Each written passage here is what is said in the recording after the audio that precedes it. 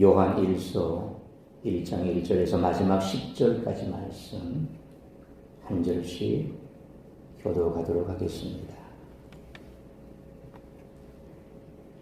태초부터 있는 생명의 말씀에 관하여는 우리가 들은 바요, 눈으로 본 바요, 자세히 보고 우리의 손으로 만진 바라. 이 생명에 나타내신 바들이라. 이 영원한 생명을 누려보았고 전하여 너희에게 전하니 이런 아들과 너희에게 나타내신 사람이시니라. 우리가 보고 들은 바를 너희에게도 전함은 너희로 우리와 사귐이 있게 하려 함이니 우리의 사귐은 아버지와 그의 아들 예수 그리스도와 더불어 누림이라.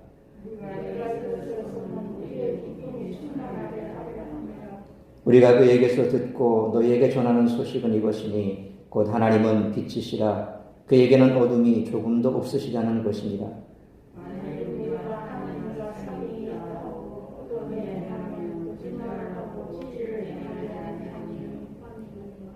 그가 빛 가운데 계신 것 같이 우리도 빛 가운데 행하면 우리가 서로 사귐이 있고 그 아들 예수의 피가 우리를 모든 죄에서 깨끗하게 하실 것이요.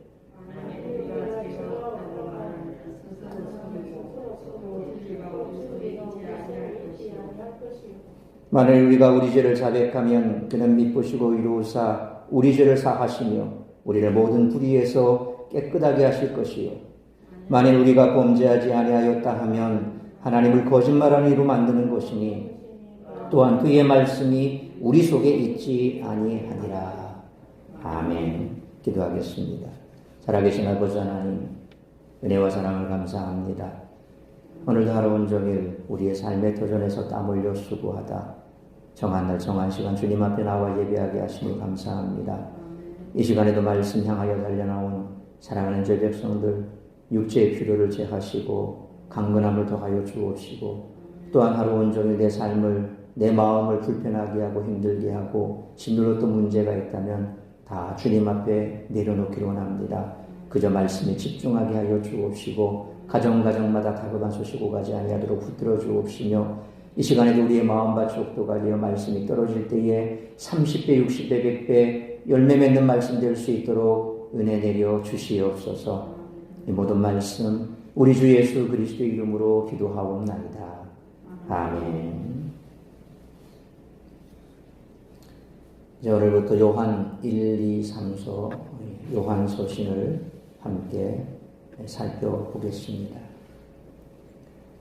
태초부터 있는 생명의 말씀으로 시작되는 요한 1서는 생명의 말씀의 실제적 증거를 확증하는 데 초점을 모으고 있습니다.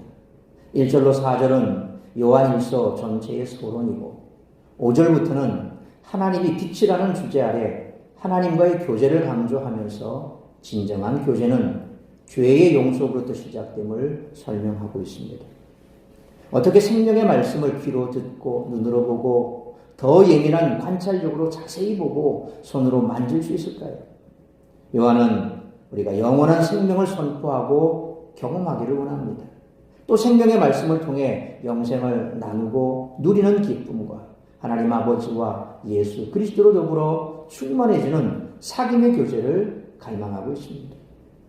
사도들로부터 선포된 생명의 말씀이 하나님의 빛으로 우리의 마음을 관통할 때 우리는 빛 가운데 행하게 됩니다.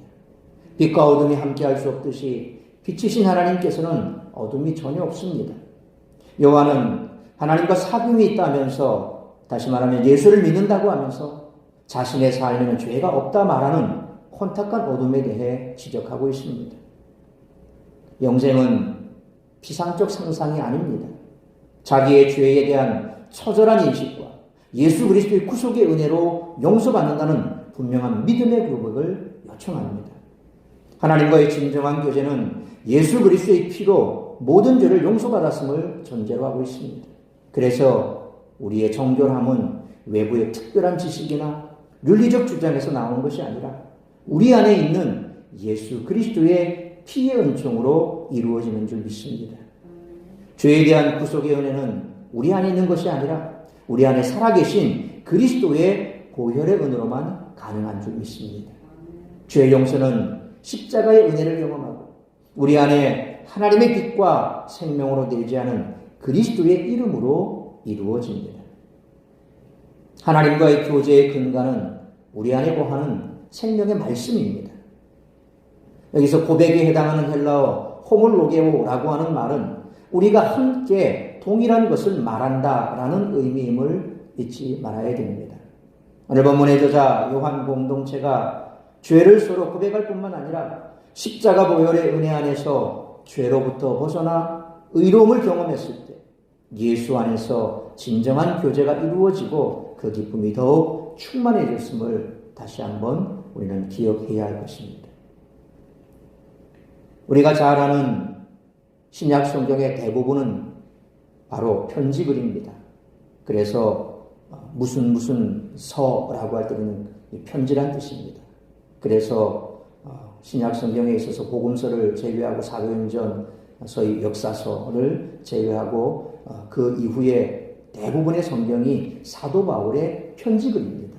사도 바울이 개척했고 혹은 또 이미 개척되어 있던 그 교회를 든든히 세우고 거기에 목회자를 보내고 또 지나다니면서 또 교회를 개척하고 아무튼 그렇게 해서 교회를 세웠고 또 이미 세워진 교회들을 향해서 보낸 편지, 그게 바로 바울 서신이거든요.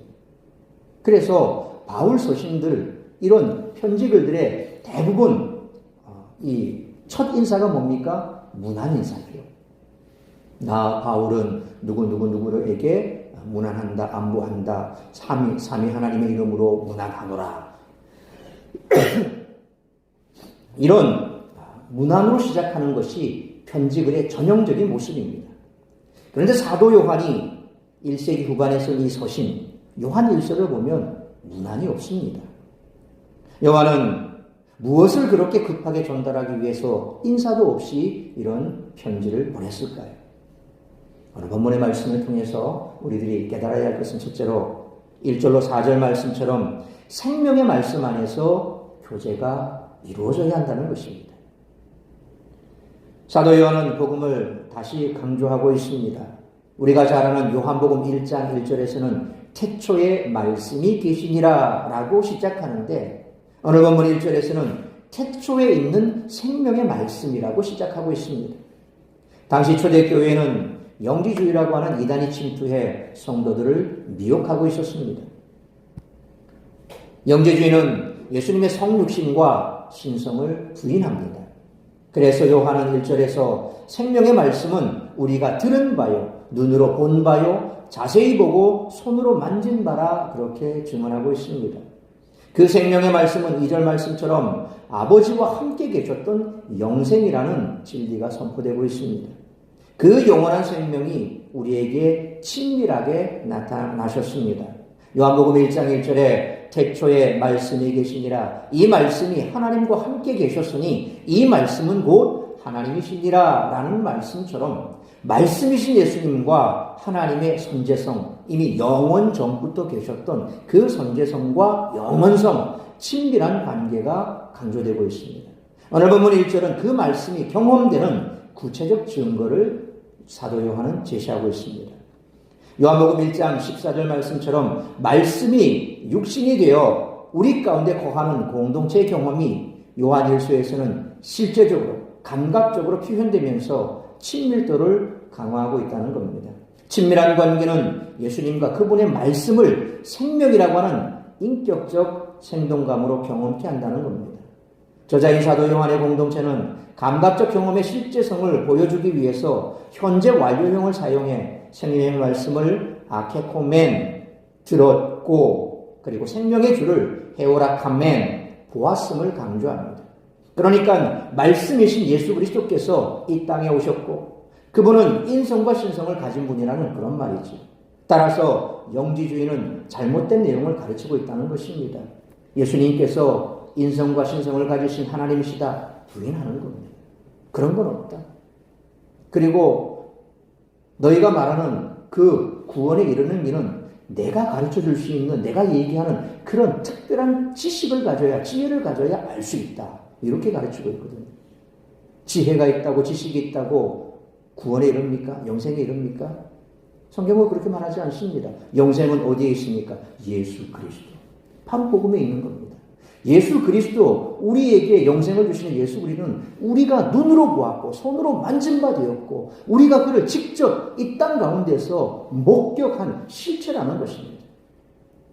나아가서 사도 요한은 그의 가르침을 반박하며 3절 말씀처럼 그 공동체는 감각뿐만 아니라 이성적 지각을 사용해 주님을 더 자세히 아테아사메타, 이 단순과거입니다. 관찰했고 또 손으로 직접 앱셀라페상, 이 또 단순과거입니다. 만졌다 그랬습니다. 관찰했고 만졌다는 사실을 고백합니다. 제자들은 예수님을 따라다녔죠. 이 사도 요한도 마찬가지 아닙니까? 예수님이 승천을 당치만 하더라도 500여 형제들이 예수님이 동시에 승천하는 것을 보았습니다. 예수님께 40여일 이 땅에 있으면서 수많은 사람들에게 나타내 보이셨습니다. 심지어는 도마에게 만져보라고 했습니다. 의심 많은 도마에게 너 만져봐라. 내 손에 못자국을 보고 내 옆구리에 상자국에 너 손을 넣어봐라. 예수님은 그렇게 말씀하셨죠. 직접 보여주셨습니다. 제자들은 예수님을 3년을 따라다니면서 관찰했습니다. 그리고 만져도 봤습니다. 요한 공동체는 생명의 말씀이신 예수님을 과거에는 직접적으로 경험했고 현재는 감각적으로 경험하고 있다라고 말합니다. 어떻게? 믿음으로. 도마에게 그래서 뭐라고 말합니까? 보고 나를 믿느냐? 보지 못하고 믿는 자는 복되다. 이제 예수님께서 승천하시고 난 이후에 예수님의 제자들을 통해서 복음을 받고 들었던 수많은 사람들은 어떻습니까? 예수님을 만나보지도 못했고 만져보지도 못했고 또 예수님을 관찰해보지도 못했죠. 그러나 그들은 이제 그런 감각을 뛰어넘어서 바로 지적으로 영적으로 예수님을 경험하고 있다는 겁니다. 그리고 생명의 말씀 안에서 교제할 것을 권면합니다. 공동체가 경험한 생명의 말씀을 함께 나누는 것은 궁극적으로 예수 그리스도 안에 거하면서 하나님과 그 아들 예수님과 교제하는 것이죠.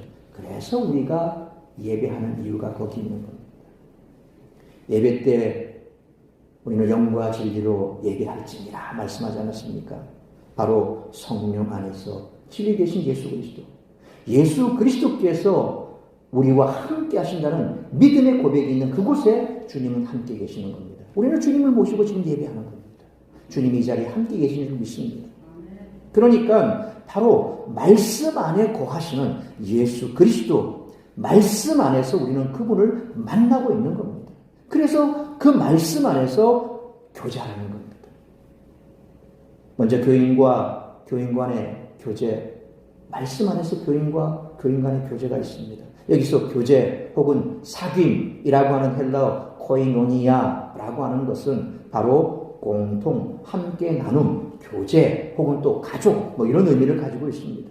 진정한 사귐을 위해서는 공통된 생명의 말씀 안에서 공통된 사랑을 나눠야 되는 겁니다. 그러니까 세상 사람들과 교제하는 것은 그건 우리가 말하는 코이노니아가 아닌 거죠. 왜? 말씀 안에서 공통된 예수 그리스도를 주제로 놓고 나누는 교제가 아니기 때문에 그렇습니다. 그냥 세상 사람들과의 나눔은 그냥 소위 말하면 남녀 간의 관계는 이성적인 만남일 수도 있고 또 친구 간의 만남일 수 있고 혹은 사교적인 만남일 수 있고 그러니까 세상 사람들과의 만남은 그저 사교적인 만남으로 끝나는 겁니다. 그러나 우리는 그렇지가 않습니다. 왜요? 우리는 공통 분모가 있습니다. 우리의 생명이 되신 예수 그리스도. 그래서 그 예수 그리스도가 말씀 안에 녹아있기 때문에 말씀을 가지고 나누는 거예요. 그래서 항상 우리가 교제 나눌 때는 말씀이 들어가요. 그래서 구역 모임할 때 뭡니까? 그냥 차 한잔 놓고 밥 한 끼 먹고 마시고 끝나는 게 아닙니다. 먼저 뭘 합니까? 말씀을 가지고 예배를 하는 거예요. 왜? 이 모임의 주체는 누굽니까? 예수 그리스도라는 것을 우리가 거기에서 공개적으로 함께 드러내는 거죠. 그래서 항상 성도들이 모여서 모임을 할 때는 기도와 말씀이 있어야 돼요. 기도와 말씀. 물론 장소도 거기에 걸맞는 장소가 되면 더 좋겠죠. 그렇지 못하다 할지라도 그 장소를 떠나서라도 그런 준비된 마음이 없으면 그건 사적인 모임이요. 그냥 세상이 말하는 그냥 친목 도모에 불과하다는 겁니다. 진정한 사귐을 위해서는 이처럼 공통된 생명의 말씀 안에서 사랑을 나눠야 됩니다. 이 사귐은 하나님과의 교제까지 이어져야 된다는 거죠. 그래서 성도들의 교제는 그저 단순하게 사람끼리 만나서 만남으로 끝나는 것이 아니라 하나님 안에서 하나님과 연결되는 거죠. 예수 그리스도를 통해서 우리는 하나님과 화목하게 됐지 않습니까? 이제 하나님의 자녀가 된 겁니다. 그렇기 때문에 우리의 교제는 하나님과 같이 연결되는 거예요. 하나님의 자녀들의 만남이 되는 거죠. 사도 요한은 사도들의 가르침을 받고 예수 그리스도와 교제함으로 생명을 누리라고 독자들을 초대합니다. 다시 말하면 요한일서의 기록 목적은 예수님과 생명의 복음을 함께 누릴 때 4절 말씀처럼 진정한 기쁨으로 충만하게 됨을 알리는 것입니다. 그렇죠. 그래서 성도들의 모임이 예배하고 말씀을 나누고 그 안에서 살아계신 주님을 서로 나누고 은혜를 나눌 때에 얼마나 기쁨이 충만합니까? 그래서 모여서 밥 한 끼 먹고 마시고 그렇게 하고 깨져버리고 헤어져 버리면 남는 게 없잖아요. 그게 끝이 나는 거예요. 남는 게 없어요. 그런데 거기에서 말씀의 교제가 있고 그리고 예수 그리스도의 은혜가 나누어지고 하나님의 자녀가 된 그 기쁨이 그 안에 녹아져 있다면 그 모임 이후에도 영원히 남는 거죠.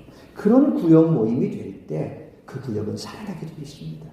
단순하게 집 열어서 와서 차 한잔 마시고 가라. 그렇게 돼버리면 의미가 없어지는 거예요.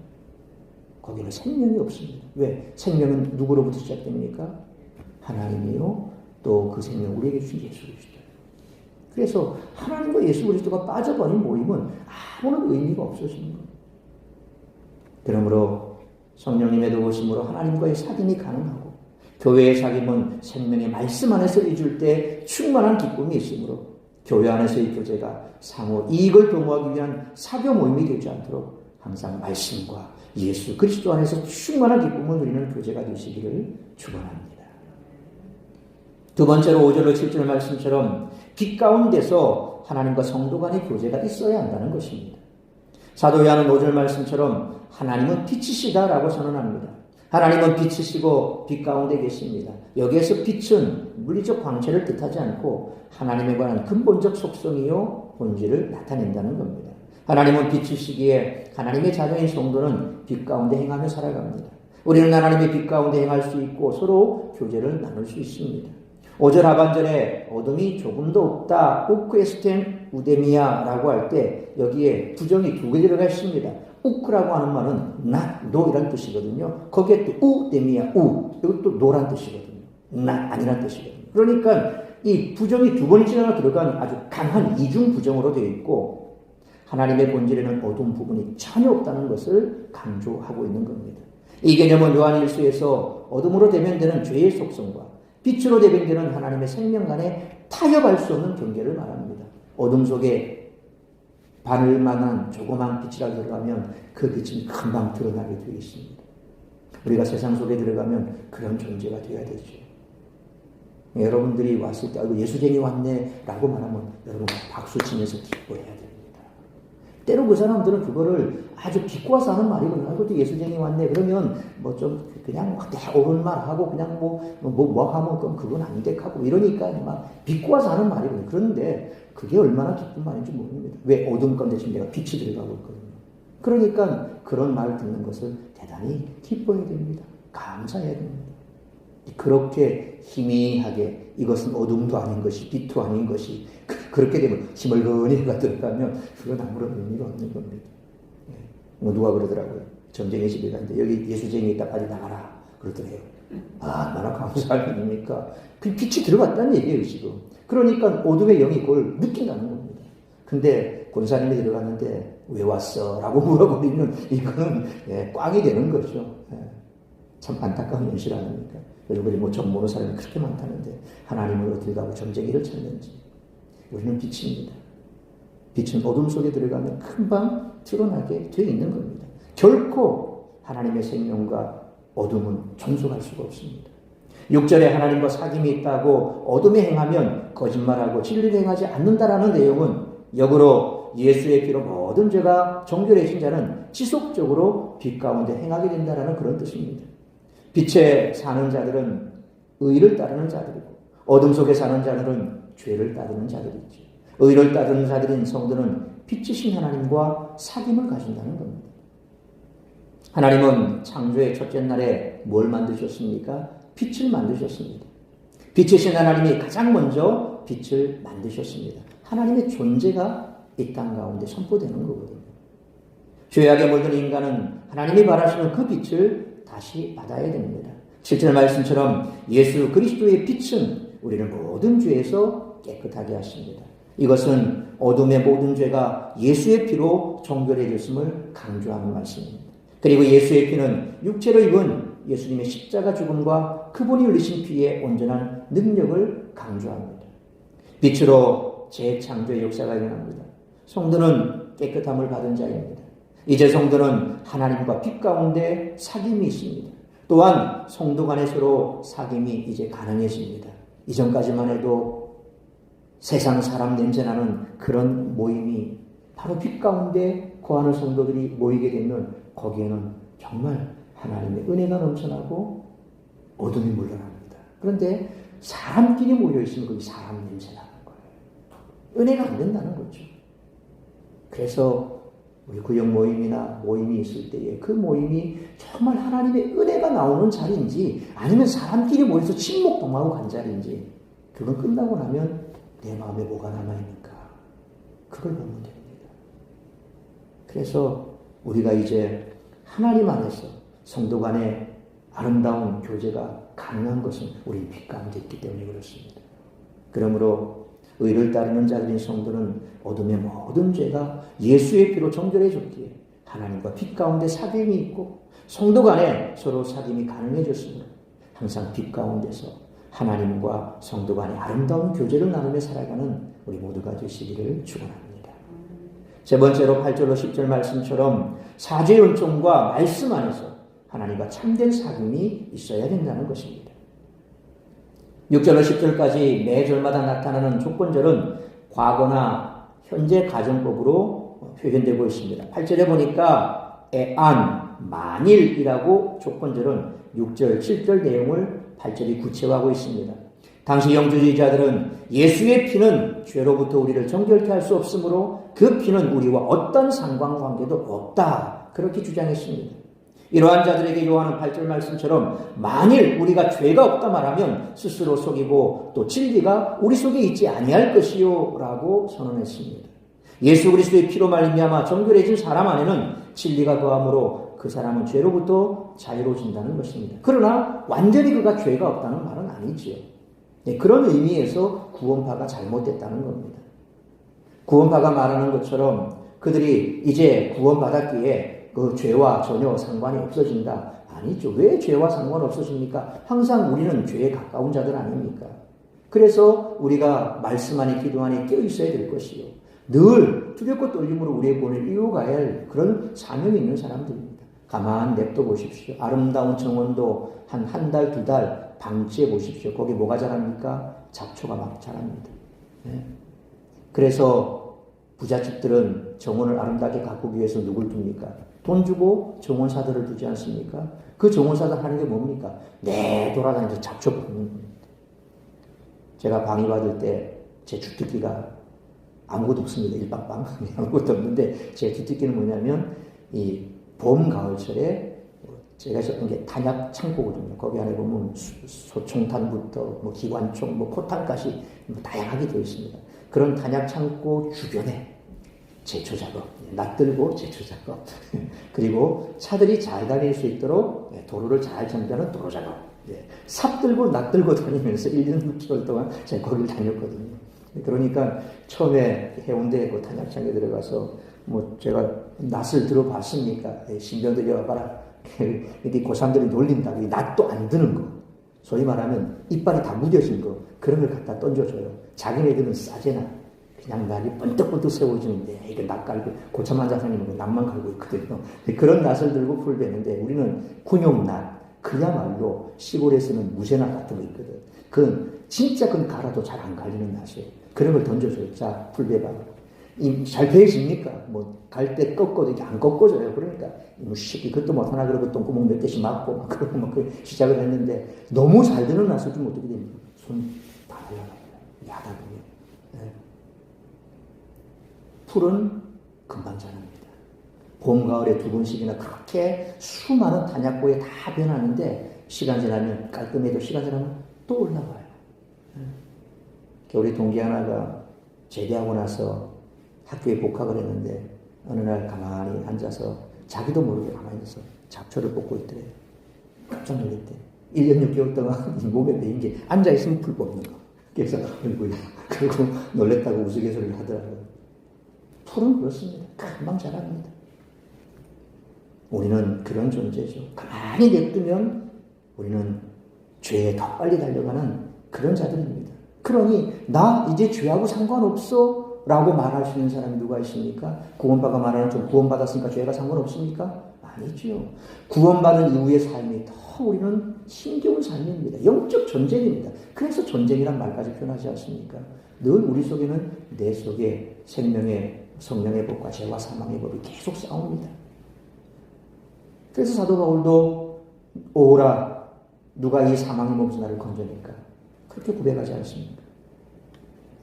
그래서 내가 죄가 없다라고 말을 할 수가 없다는 것입니다.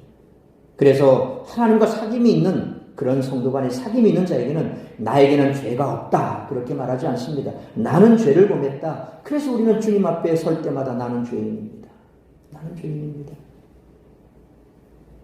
죄인들이 자신에게 죄가 없다 말하는 이유는 그들이 빛 가운데 있지 않기 때문에 그렇습니다. 그래서 세상 사람들 보십시오. 우리를 향해 이야기할 때 네가 뭔 그런 죄를 많이 지었노?